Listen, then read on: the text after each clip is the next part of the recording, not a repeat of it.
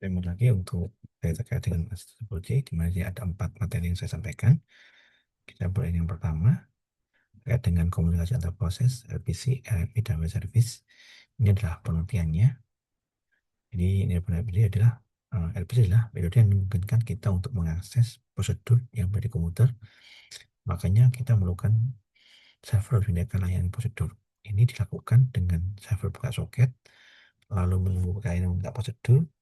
Jika dia tidak Bila tidak menghubungi, maka merequest ulang sampai ditemukan format yang diberikan oleh server untuk melakukan prosedur. Dia dengan cara primitif yang menggunakan paradigma prosedur programming. Ketika banyak pilihan yang berprosedur, bisa menggunakan soket bervokasi. Ada beberapa sistem yang menggunakannya. Nah, ini mudah digunakan karena tidak jauh beda dengan pemanggilan local prosedur, sehingga tidak berorientasi pada software logic, tidak memerlukan low level, sempurna, telah banyak digunakan ya. Tapi tidak ada fleksibel terkait dengan static relationship sama prosedur programming yang sudah AOP. Contohnya, dia klien, dia minta, si server menunggu, dia mengiring, ada respon, dia berisi pesan. Ini server menunggu, jadi ada proses delay-nya. Ini contohnya juga, ya kan? Ini step by step-nya, proses klien memanggil klien itu, klien itu membuat pesan memanggil OS klien memanggil staf ke server, memberikan pesan ke server staf, mengenai parameter, mengucapkan operasi, dalam memanggil OS server, memberikan pesan sama Pak Asep dengan Asep sebagai lain. Nah, contohnya, ini pengertian RMI, Remote Method Invocation, lebih umum daripada RPC, menggunakan paradigma AOP, menggunakan objek sebagai parameter dan metode. Kelebihannya, punya kecepatan dan performa, kurang integriti, kemampuan dalam melakukan operasi data platform. Kurang ini bisa dijelaskan karena tidak memakai suatu standar resmi sehingga penerapannya dibuat dalam bahasa Java. Ini web service untuk mengakses data dan fungsi aplikasi dan URL, adanya perlukan data, bisa dalam bentuk website. Ini perbedaannya ya antara website dan web service. Dia ada web interface, interaksi dengan user pada web browser. Ada interface, dibuat dengan aplikasi, dibuat dengan bekerja tipe klien. Itu terkait tadi, ini saya lanjutkan di sini. Ini terkait dengan sinkronasi dan distribusi dengan algoritma raport dan tingkat agrawar. Ini kita coba sinkronasi.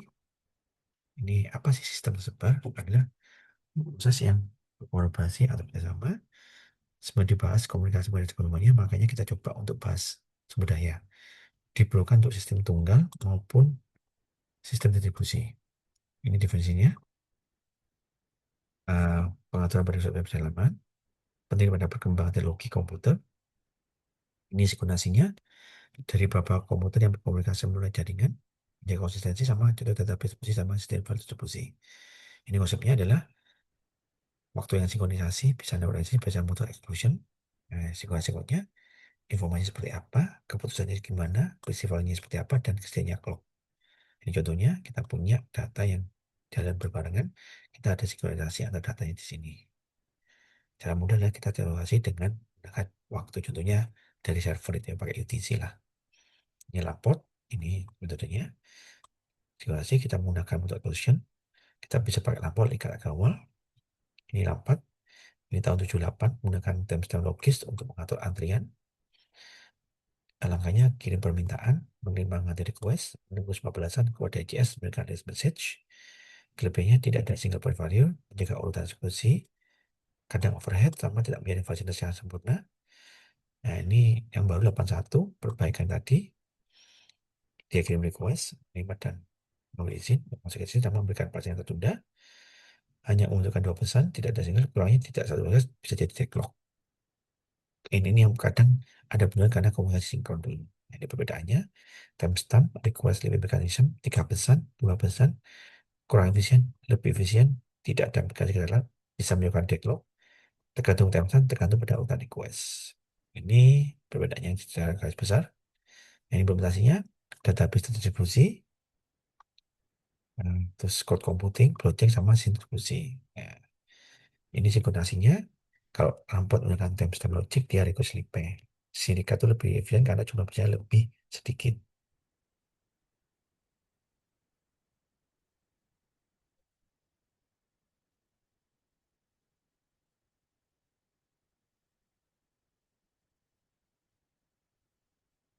Ini terkait konsistensi dan frekuensi. Di ini ya, gimana kita mengkonsistensi terkait dengan konsep dasar aplikasi, gimana melakukan aplikasi, bagaimana konsistensinya sama protokolnya, dasarnya. Ini adalah gimana kita aplikasi, ada teknik-tekniknya, berguna untuk transaksi oleh sama DSS. Untungannya, kita bisa simpan dengan lokasi yang berbeda, aplikasi yang bisa pecah, otomatis yang besar, dapat diaplikasi layaknya dalam mekanisme pembacaan.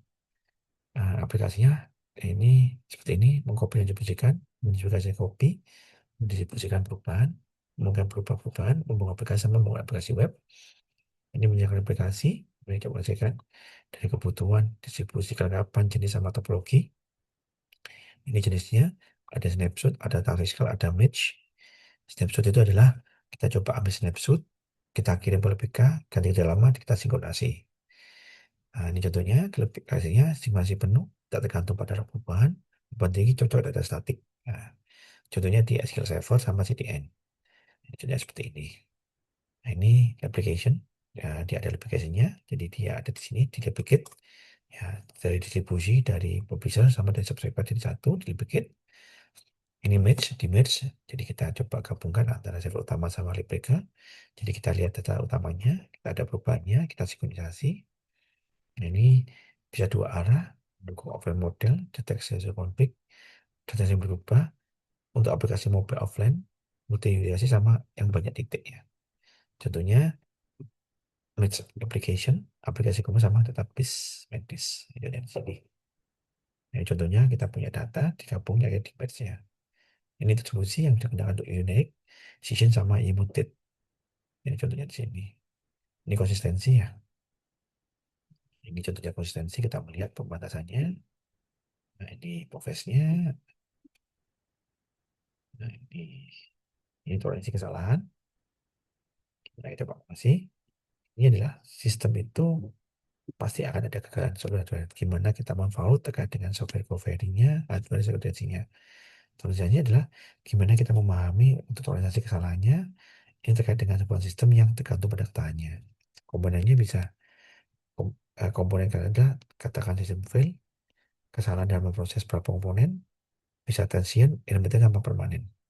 Transient itu sekali-sekali saja, intermittent kadang hilang, kadang muncul, permanen itu selamanya. Nah, tujuannya itu gimana kita coba mengatasi kesalahan dan bisa segera untuk mengatasi masalahnya. Ini sistem value lebih ke arah sistem yang nggak berjalan, bisa false system fault sama persistent fault. Ini lebih ke arah sistem berhenti, ini bekerja tapi hasilnya salah. Nah, ini penggunaannya bisa information retention, time sama physical redundancy. Ini lebih ke arah established membuat sebuah untuk recovery informasi, contoh amin code. Time itu lebih ke arah automatization, ya kan? Ini physical lebih ke arah hal yang fisik, ya kan? Nah, itu dari sini. Ini kelebihannya, kita butuh daya yang tinggi, durasi data, pemulihan, konsistensi sama sekali lebih tinggi, kompleksitasnya tinggi, overhead, biaya tinggi, tambah trade-off sama masa deteksi. Ini terkait kesimpulannya, kita bisa menggunakan teknologi checkpoint, aplikasi, sama protokol untuk mengatasi hal ini. Itu sih mungkin saya sampaikan. Kurang lebih maaf, kita ketemu di video. Saya kira wassalamualaikum warahmatullahi wabarakatuh.